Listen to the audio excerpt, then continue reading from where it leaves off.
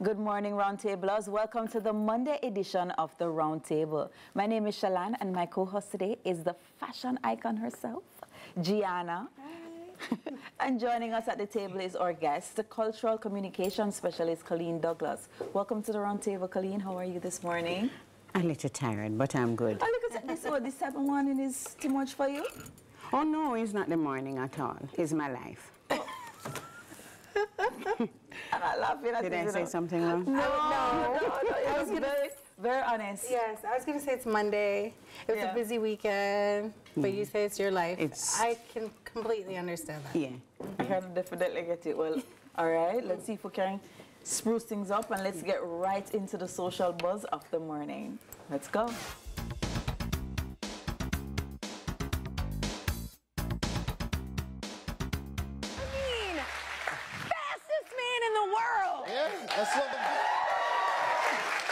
Alexa, who is the fastest man in the world?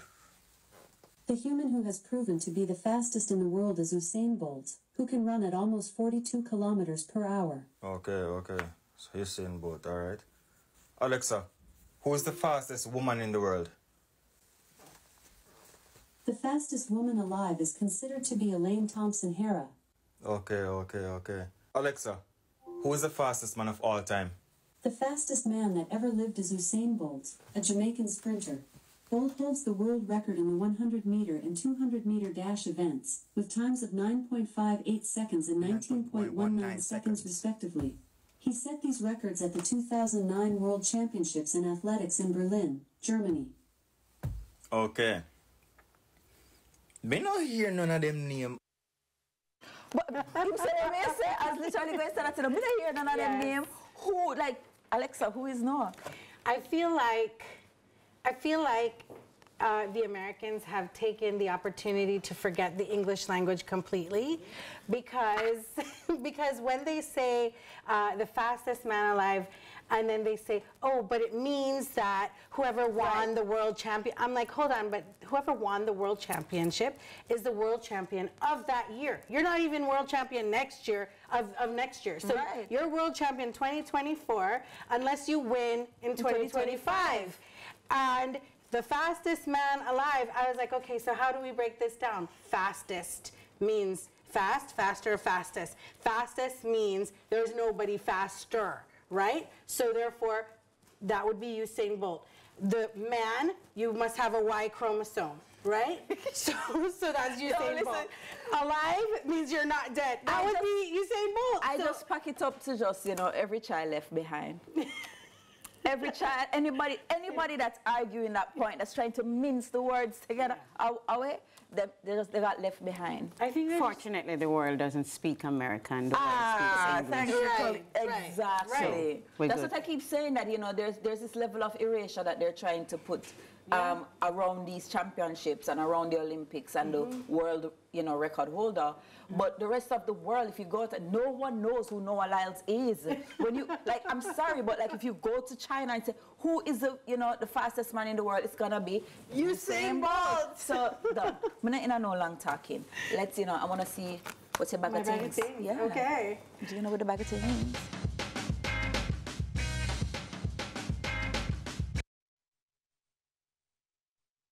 So this morning, my bag of things is my brand, the original Arm Candy, specifically me designing them, did the bracelets for Puma. We have a model.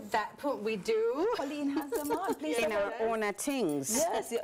Bought, paid for. Yes, but all out your on. Yes. So normally we have the box candy packaging, but these had to travel to Paris because they were going to the athletes and the partners of Puma in Paris. Ooh, so we did them in this small candy packaging this time, complete with the nutrition facts on the back, just the same as if you got it in a box, but it has one single bracelet in there. So now the bracelet looks a lot like this one that I have on, where it has a single bead. I designed this bead. It's inspired by the Puma uniform this year, that kit. And then it also has the Jamaican flag. And on the back of the Jamaican flag, for the Puma ones, for the ones that athletes have, it has the Puma logo. right? So you have that. And then there's a logo bead in here that has the puma, and then it has my GF on the back. Oh, nice. So now these were exclusive to the athletes, but I knew that my loyal fans and trusted customers would want something for themselves. So we did the same variations of bracelets that they got in Paris, the athletes got. We did one for other people, right. So anybody who wants to buy them like ahead of Independence, ahead of the games, they can go ahead and get one. The only difference is that there's no Puma branding on the ones that I sell. Okay. So you have the Jamaican flag on both sides instead of Jamaican flag on one side and Puma on the other. Okay, so where can they get them though? They have to message the page at the original Arm Candy because these are limited. Only what you see here is what we have. At the original Arm Candy. Okay. Right. So what I love about this, I'm loving this. I love that you have, first of all, guys, it have weight. So when I take it off, I was very surprised because, you know, it's heavy. It's not full of material. That one is 18 karat gold plated stainless steel. That's right. Yes. Good. That's what you need to say. Oh, but yes. I really love this one bead here with the flag, like on each of them. You have, you know, the flag on both sides. Yes. And then you have this shiny, and you have matte. Yes. So, you know, for somebody, and this is a little bit more delicate. I like it. Yes. Yes. Yes. I was just going to slide this onto, yeah. Anyways, I see something hot. Not me trying to steal the beads off TV. I see something hot. Thank you, Abby. On national television. You taking them away? So we can get none of these. This one was exclusive to Puma. All right, guys. So I see something hot, and let's see what the topic is. When will I get one of those bracelets? No. The case of emancipation, are we there yet? So I think that's actually a really, well, you're just for it. Yes. You're just for the emancipation pendants. Yes. And thing. But I think, you know, we like to talk about the fact that a lot of people struggle with this emancipation talk, with the genuine freedom. Are we there yet as a people? Is there, you know, like inequality, you know, because it's like 100 odd years later, and a lot of people aren't feeling it. Some will say yes, we are free, and some will say, you know, we're kind of free physically, but mentally we're tied down. What are your views on this? I'm gonna start with Coleen. You know, emancipation says something. It says, on August morning, in the context of enslaved peoples in Caribbean, they were allowed to be on their own. For the first time, they were free. Yeah. So sometimes when the question pops up, the first thing I think about is what we owe our ancestors, what they fought for, what they experienced, what they went through. All of that, it's important that we know that we are free. We're not coming over on ships anymore. We're not on plantations working in the sun without pay and being exposed to inhumane conditions. So at that level, we are free. What comes to mind, again, another thing I would start with is the song, Emancipate Yourself from Mental Slavery, words of His Majesty Emperor Haile Selassie I, popularized by Bob Marley. None but ourselves can free our minds. And I think one of the legacies of slavery is exactly that. So the fact that on a Monday morning when you're a little tired, you have to reach your work 8:30 or 9 o'clock, it means that we're not really that free. We're a little bit shackled. Or slave to something else. So yeah, and I mean, when you think of all the things that we don't celebrate as a people, we don't celebrate our blackness. We don't celebrate our, like when people ask me sometimes, Miss, you're African? Yes, I am. I'd have been a queen sitting up somewhere if they didn't drag my ancestors across the waters. So there is all of that. The things that we do to each other that tells us that we're still enslaved. Or even mentally, to ourselves. And to ourselves. Yeah, something that we So yeah, that's where I would start with the conversation, to honor the ancestors in acknowledging that we are out of that bondage. Okay. But to recognize that within ourselves there are some issues we have to deal with to get rid of those legacies of enslavement. Okay, and Gianna? Well, I think that a lot of the bondage that we suffer today is actually a holdover from slavery and colonialism and all of that. So I think we like to say that we're free because, yes, we're not coming over on boats anymore, etc. But, you know, the oppressive nature of how we work, for instance, they have to see you there at a certain time. Doesn't matter that your job may not need to start at, say, 8 o'clock, but they would like you there because it's a means of control. Right. Therefore, and you're doing this just because you need the money in order to stay alive. So therefore, are you really free? I'm not sure I would say that you are if you have to get there just because of that. I think a certain level of autonomy is what goes with freedom. So it should be, you know, I'm tired this morning. I think I'll go in a little later. I think I can manage my own desk. I think that I know all the tasks that need to be completed and I know how to manage my time. You know, so I think we must shift to national. Because at the personal level, we can say a lot of things. At the national level, when you think about emancipation, freedom, and even when you said emancipendence, you're stopping me for a minute? No, I'm saying yes. Let's hold that thought. We're going to hold that thought at the national level and be right back with more Roundtable after this break.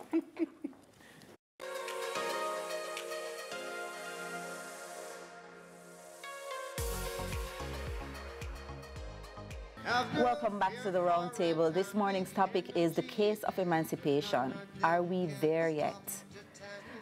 So we were just breaking and we were talking about, you know, maybe not so much emancipation on the personal level, right? Because I was like just speaking like a true business owner, right? Yeah. But you were, Coleen, you were saying to speak more on like a national level. Yeah. And if, you know, emancipation is really there. And while on the break, I was touching on education. Yeah. So what does freedom look like for a country like Jamaica? Right. And you mentioned on the break to Vision 2030, which has many parts. We could never cover it in one morning. Exactly. But let's say we take education, education and probably food security for people. Very important. So when you think about education, every child must learn is what we say. Yes. And but at the same time, we have children very depressed after PEP every year because we've not managed to put facilities in place to have equal facilities for all children across all schools with the same quality teachers. Right. So there is still those levels, and those things are things that build classism. But you will have people who say that is not unique to Jamaica. Not particularly. Right, they'll say that it's not unique. Everywhere you go, there's going to be competition and a hierarchy sort of way. What do you say about that? I mean, but the truth is that it's what the standard is. What are we measuring by? You know, we're measuring by what? And when we say emancipation, what have we really gone? So education has primarily been very colonial British. Yes.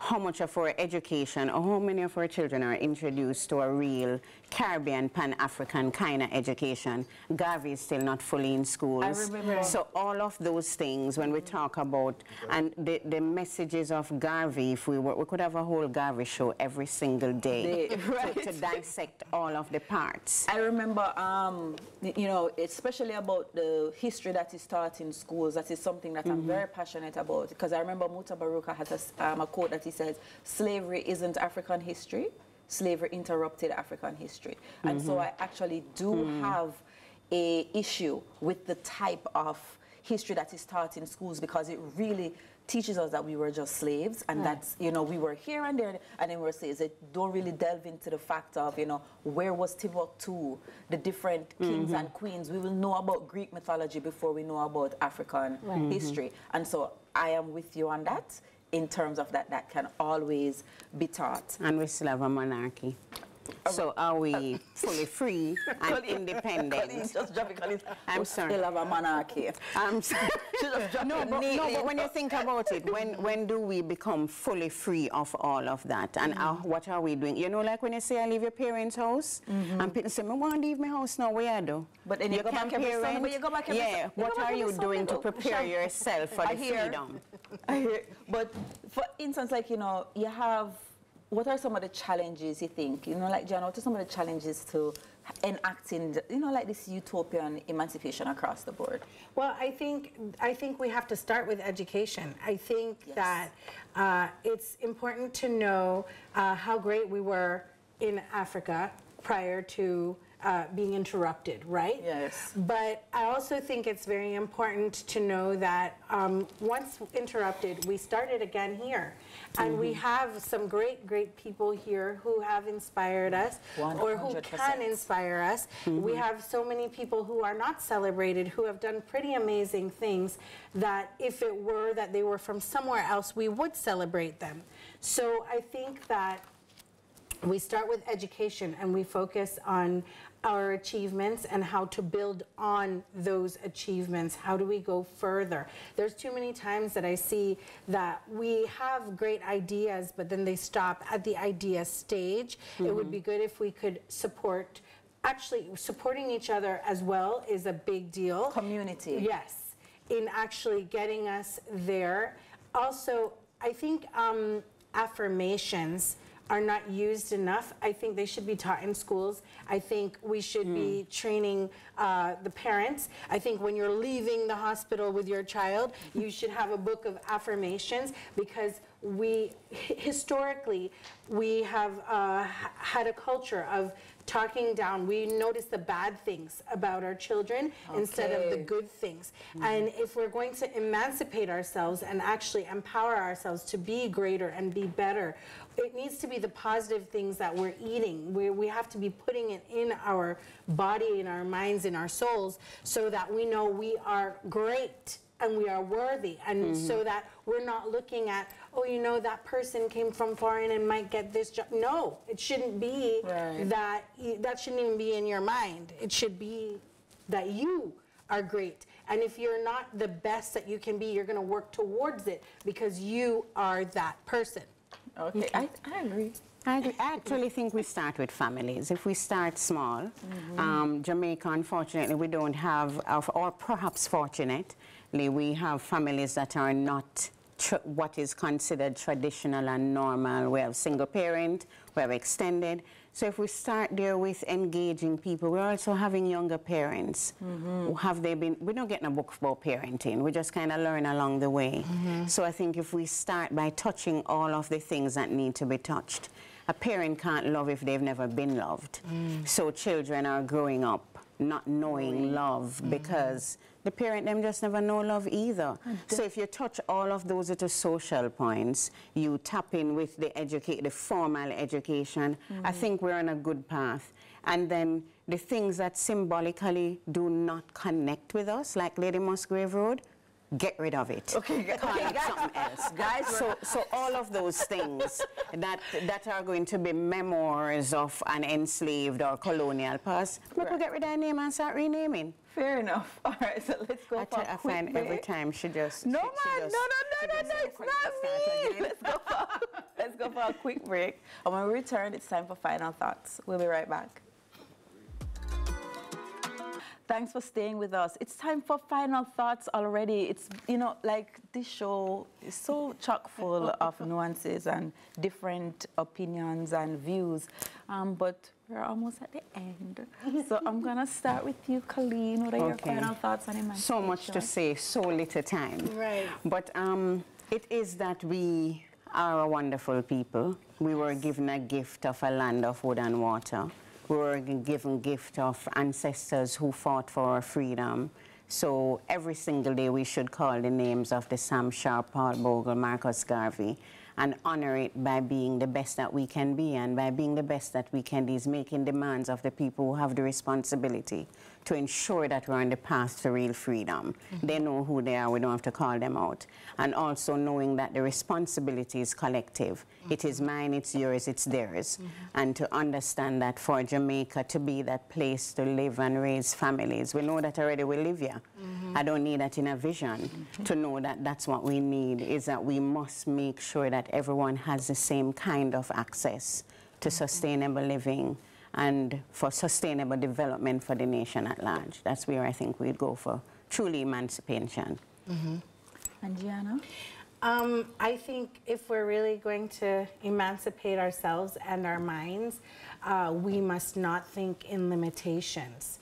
A lot of times we feel like we need to ask someone permission. That is an actual holdover from slavery. Now, sometimes you have to ask permission. Okay. But, but lots of times you don't have to, because what you're doing is quite fine. So give yourself the permission to do it. And that's what I'll say. That's it? That's it.